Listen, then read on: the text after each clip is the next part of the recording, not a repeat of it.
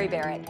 I'm an Emmy Award-winning 20-year veteran of the TV news business, and I now use those on-camera skills to help others hone their message and their delivery on camera for college admission interviews, internship placements, and job interviews. So this course is designed to teach you the basics of on-camera interviews, and there's a lot to learn. All right, let's talk about setting up your video call shot. Think about this the way that you think about Instagram versus TikTok. TikTok's a little more raw.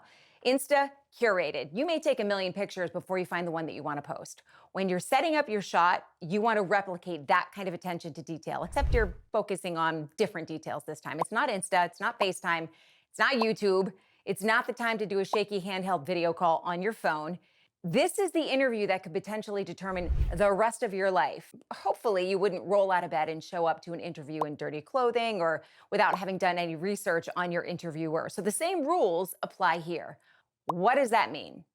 What we're going to talk about here will seem like it's a lot about aesthetics, looks, and it is to a degree, but with a purpose. So the purpose is to enhance your performance and your message. Make sure that nothing distracts from it. And when that field of vision is shrunken down into that tiny little video box, things that would otherwise go unnoticed can very quickly wear out their welcome. So we're going to start with framing. Framing really just means where your body is positioned within that little video box. So generally, you follow something called the rule of thirds. It's a pretty simple concept. You split the screen into 3 equally sized vertical spaces, and then you place yourself right in the middle one. It's pretty easy. Where people make mistakes, though, is the next element of framing. That means how wide or tight the shot is.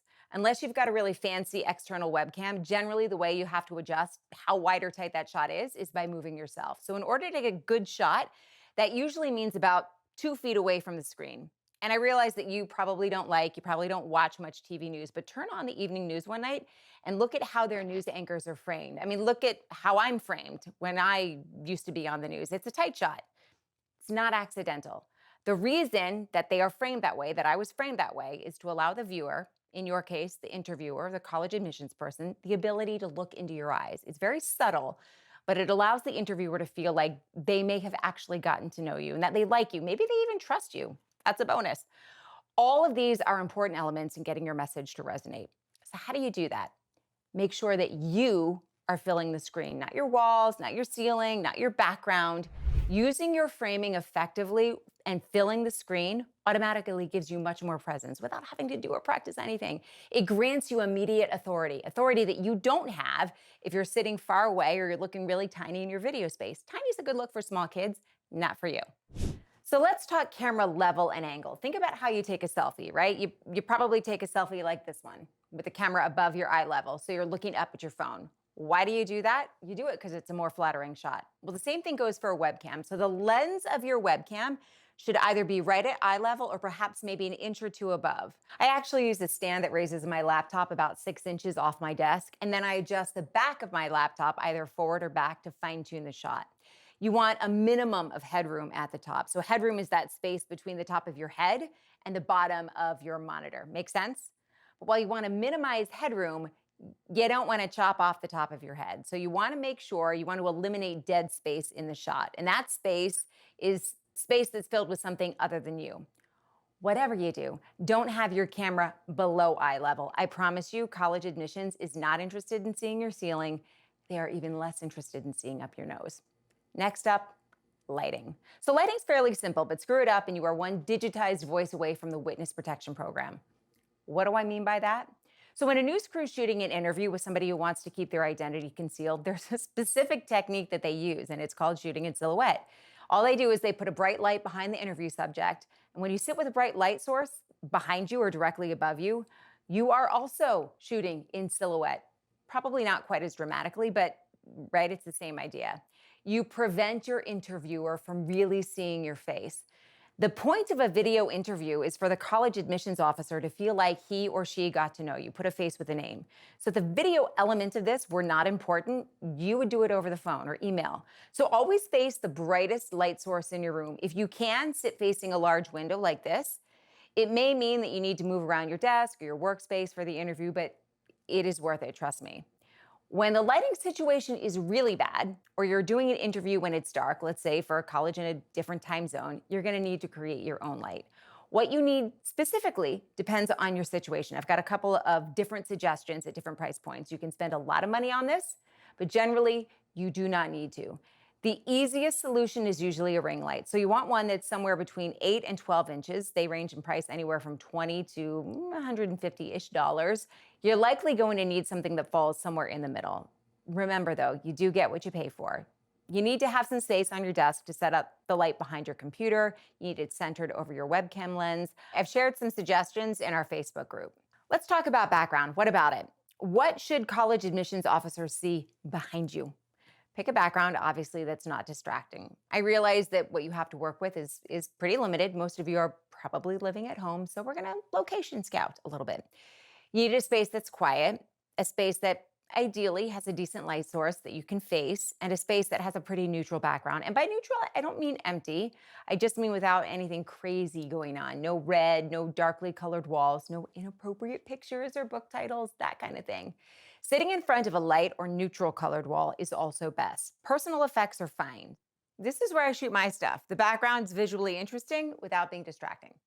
If your parents have an office space at home, that's probably your best location, as long as you can make sure it'll be quiet when you are interviewing. A dining room, as long as it's quiet, is sometimes another good spot. Don't sit against a wall, though, or with a wall just a couple of inches behind you. This is unflatteringly similar to a hostage video. Try and create a little bit of depth between you and the wall behind you. So ideally, you're 3 to 4 feet at least, depending on where you end up sitting and what visuals, color, and contrast you have behind you.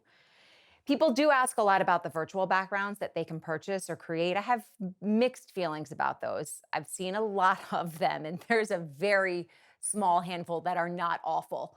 Generally, the technology is not great. So there's a lag when you use them, meaning if you move your hand or you move your head, parts of your hand or your head get cut off, or there's a gap between how quickly the background fills in. They're pretty sloppy, usually. The cool thing is that you can create some really personalized options.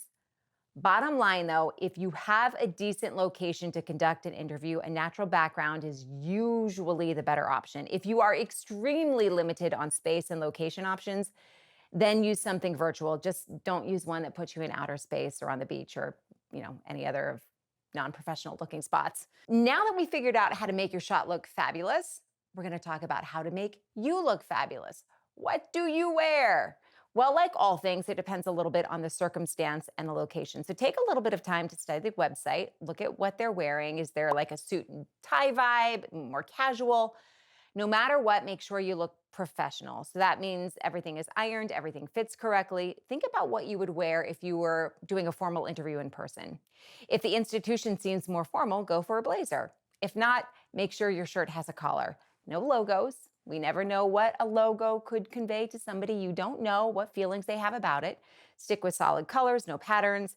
Some of those patterns can actually look like they're kind of moving on camera. Bright jewel tone colors are great. Blue, universally flattering. So if you are unsure, blue is always a solid choice, no matter your skin tone. Try and wear something that has a little bit of contrast with your background. It's more visually appealing. It'll make you pop on your interviewer's computer screen. That is a good thing. The only colors that I strongly suggest you stay away from are black and white, because both of them will make a bad lighting situation worse. As far as jewelry, steer clear of anything big, jangly, or sparkly. Big's distracting, sparkly, same, and can create some weird reflections in the camera lens if the light hits it a certain way. Anything that's jangly obviously can create noise when it moves. That could potentially interfere with your audio. So the final part of Module 1, common mistakes and the things people overlook. Check your audio prior. Spotty video is one thing, but poor audio is another. Generally, you won't need an external microphone, but make sure your audio sounds good, not tinny, not hollow. If it does, you may want to consider an external mic. Blue Yeti, that's the way to go. It's the gold standard. You don't need to spend a ton of money, though. You can also run your audio through an app like Crisp.ai or NVIDIA. It'll help eliminate any background or kind of noticeable white noise. They're not perfect, but they can help if you're trying to do an interview and there's a dog barking outside your window, your neighbor's mowing the lawn. There will always be issues with tech, but there are some really simple things that you can do to make sure that you are less likely to have to deal with bad audio, frozen video, massive lags in streaming speed. I realize most of us are not using hardwired internet, but if you do have it, now is the time to use it. If you don't, you're going to need to ask your family to stay off Wi-Fi during your interview. So no streaming TV, no Spotify, no Pandora, no iPads, no surfing the net. it's going to be tough for them, but it's going to make a huge difference in the quality of your video and your audio. So remind them that if you ace the interview, there may be a chance for additional financial aid or grants, and your parents will be more than happy to accommodate. I promise. Finally, one last thing. It's super easy to overlook, but it can kill your chances before the first word ever comes out of your mouth, and it is the name you use on your account. For the love of Dua Lipa, do not use anything other than your name or initials as your account name. I have seen all kinds of stuff on professional calls. Bro, you're a loser. That was one screen name. I can't hear you was another. Those were the ones that were safe for work. There are plenty that were not. Don't give them a reason to dismiss you right out of the gate. So you've gotten the physical aspects of your shot and your appearance down. Right now, we're going to talk about delivery and message. There are three major common mistakes that people make when they're speaking, either publicly or on camera. One of them has to do with eye contact. One of them has to do with filler words, right? Starting each sentence with so. And the other has to do with energy. So we're going to start with eye contact. Where do you look? It's a very simple answer. When you are speaking, look into the lens of your webcam. That's it. Don't look at the monitor. Don't look at yourself. Don't look out the window for an extended period of time. Look at the webcam. It's okay to break eye contact, break your gaze. That's part of normal conversation and dialogue. You look away, you're gathering your thoughts, whatever you're doing. Don't be distracted by the sight of yourself on the screen below. Now, the follow-up I always get to the question of where do I look is if I'm looking into my camera and not at the interviewer, how do I read their facial expressions? How do I gauge their body language? And that's where things do get a little bit tricky. You can occasionally glance down to look at your interviewer's face as you're answering, but you're going to have to pick up a lot of their nonverbal cues by looking at their faces in the monitor when they are the ones that's talking. So that's when it's okay to be looking away from the lens for a more extended period of time. It's not perfect, but it's the only system we have, and it's going to take a little bit of practice to get used to. The takeaway: when you're talking, look at the camera lens. When they are talking, look at their face on the screen. All right, on to filler words. Here's where practice comes in. You got to record yourself and watch it. It is the only way to know whether you use a lot of filler words, because chances are you've gotten so used to them, you don't even recognize when you say them. Filler words are crutch words. Like, starting each sentence with so. They may not be deal breakers. We all use them occasionally, but using them in every sentence several times in a row or every 30 seconds is a deal breaker. So if you record yourself and find that you're using an annoying number of filler words, you need to stop. You must become mindful every time you use one and instead take a breath and just stop talking, right? Take a moment or four. Silence is powerful, more effective than saying Ums and ahs diminish your credibility, take away your authority. Take a pause. I know it seems counterintuitive and the silence will feel a little bit awkward, but it is a lot better than the alternative. And when you're practicing, see if you can have someone listen to you real time. And then every time you say a filler word, have them stop you. You will start to get annoyed with them, and then you'll get annoyed with yourself. And that's the best way to make sure it doesn't happen again. So the next big mistake people make is with energy, specifically a lack of it. You're trying to hide your nerves. You're trying to be perfectly calm on the outside, but the camera is a cruel mistress. And what you think of as calm, cool, and collected looking, she shows as bored and unenthused. The camera mutes everything, and that includes your energy. So use those nerves to your advantage. Use them to give you the energetic presence you need. And here's the thing, right? You really, really have to go over the top to seem over the top on camera. What feels over the top will almost always just look like natural enthusiasm on camera. So you're gonna have to get comfortable with feeling uncomfortable. And I learned this the hard way. I thought that I was speaking on camera with enthusiasm. I was connecting with my words. I was connecting with the emotion of whatever story I was telling. And then when I went back and I watched, I realized that I didn't come across that way at all. I looked tired. I looked bored, completely disengaged with what I was saying. So remember, while you do need to be authentic, there's a little bit of performance art that goes into being a good speaker, and even more so when you're speaking on camera. So this is kind of like a mini version of showbiz. So how do you up your energy game? There's a couple of ways. You got to practice all of them. First, your facial expression and your body language. Second, the way you use your hands. And third is the way you use your voice. So let's talk about facial expression and body language. It seems basic, but sometimes it's really simple things that we forget. Start your interview with a smile. It is hands down the easiest way to connect with your interviewer. Make it a big, genuine smile, not a half-hearted smirk. Show them you're excited to be there, even if you're nervous or you would actually rather be doing something else. If you say you're excited, but your facial expression shows otherwise, guess which one they'll believe? If there's any mixed message between your words and your body language, they will believe your body language. That's because body language punches up, words punch down. So smile. And if you can get your interviewer to smile at you at some point, even better, because it means you're making a memorable connection. All right, sit up straight. I know your mother probably bugged you about this for your entire life, but she was onto something. Not only does sitting up straight affect your mood and affects your energy, it has the added benefit of making you appear more confident, right? I'm not going to harp on this because you've heard it from your mom, but be mindful. If you use your hands in regular speech, use your hands in your interview. I use my hands all the time. If you're framed correctly, you're not going to see much of them anyway. But here's the thing. If you do naturally talk with your hands and now all of a sudden you're trying to keep them still, it's going to still your entire delivery. So unless you find yourself doing something really awkward, use your hands exactly as you normally would. All right, let's move to your voice. You want to make sure that you have good vocal variety. This is not a normal conversation. You cannot speak like you do every day to your buddies. Vocal variety is achieved by focusing on four things: tone, pitch, pacing, and volume.